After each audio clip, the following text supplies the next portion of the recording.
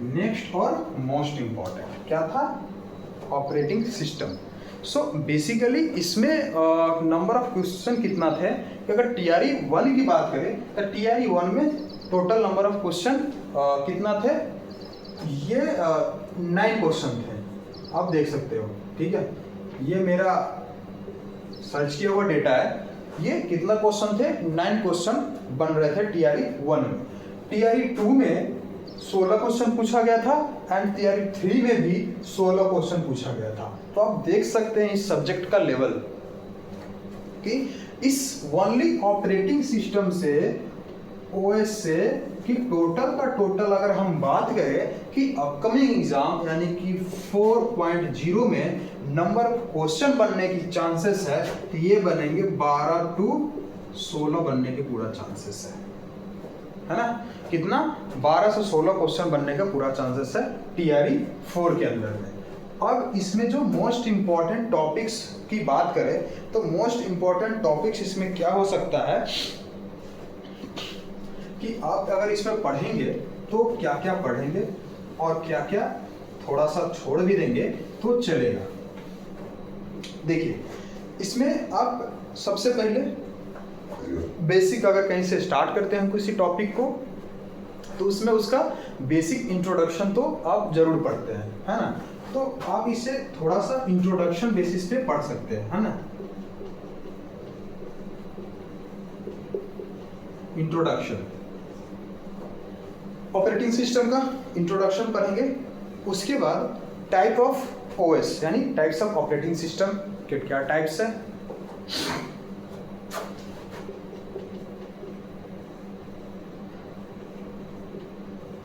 Types of OS ये देखेंगे। उसके बाद आप देखेंगे इसमें देखेंगे third process and threads, process and threads को डिस्कस करेंगे। देन इसमें अब आता है बहुत मोस्ट इंपॉर्टेंट, क्या आता है, CPU शेड्यूल। क्या आता है, CPU शेड्यूलिंग, है ना। CPU शेड्यूलिंग देखेंगे कि कैसे CPU को शेड्यूल कर रहे हैं, कैसे CPU शेड्यूलिंग का क्या कंसेप्ट है। उसके बाद अब आता है फिफ्थ डेडलॉक। क्या आता है, डेडलॉक आता है। ठीक है, डेडलॉक के बाद आप पढ़ेंगे मेमोरी मैनेजमेंट। क्या पढ़ेंगे, मेमोरी मैनेजमेंट।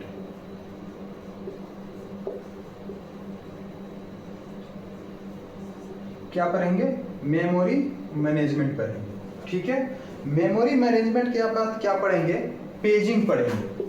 क्या पढ़ेंगे, पेजिंग।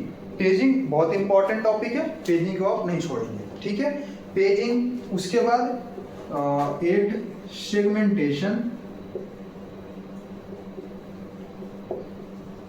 क्या पढ़ेंगे, सेगमेंटेशन को आप देखेंगे। ठीक, फिर आप देखेंगे वर्चुअल मेमोरी के देखेंगे, है ना। क्या होता है virtual memory, it is a illusion of they have a large amount of and large space, है ना। तो क्या कहलाता है वो, वर्चुअल मेमोरी कहलाता है। ठीक है, अब उसके बाद आप देखेंगे सेगमेंटेशन, वर्चुअल मेमोरी 9,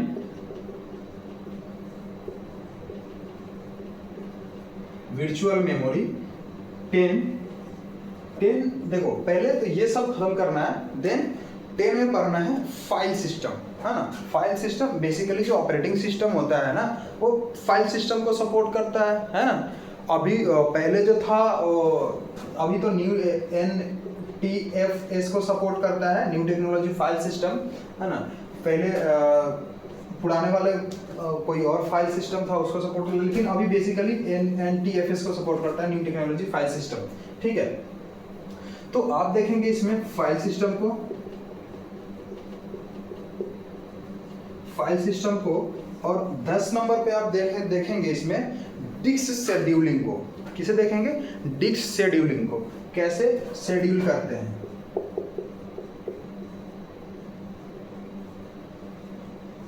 किसे देखेंगे, डिस्क शेड्यूलिंग को देखेंगे। देन उसके बाद आप सेमाफोर, एक टॉपिक है सेमाफोर, है ना, बहुत इंपॉर्टेंट है, इससे बहुत क्वेश्चन पूछे जाते हैं सेमाफोर। उसके बाद आप देखेंगे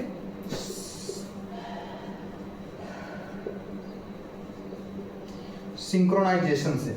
बस ये मेन टॉपिक ये है ना, क्या पढ़ना, क्या छोड़ना, क्या छोड़ सकते हैं, क्या ज़्यादा पढ़ सकते हैं। तो मेन टॉपिक जो मैंने 12 टॉपिक्स डिस्कस किए हैं, बेसिकली इसे तो छोड़ना नहीं है ना, कि क्वेश्चन यहीं से बनता है।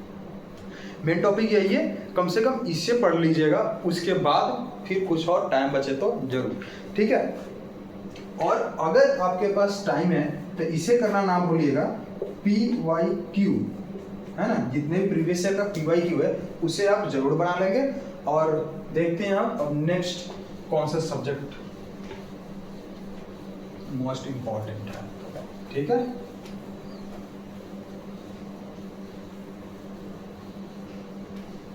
देखिए, अब ये ऑपरेटिंग सिस्टम हो गया सेकेंड, अब थर्ड देखते हैं। थर्ड देख रहे होंगे हम, थर्ड देखते हैं हम कंप्यूटर ऑर्गेनाइजेशन आर्किटेक्चर, है ना, कंप्यूटर ऑर्गेनाइजेशन और आर्किटेक्चर को देखते हैं, COA, CO और A। ये क्या होता है,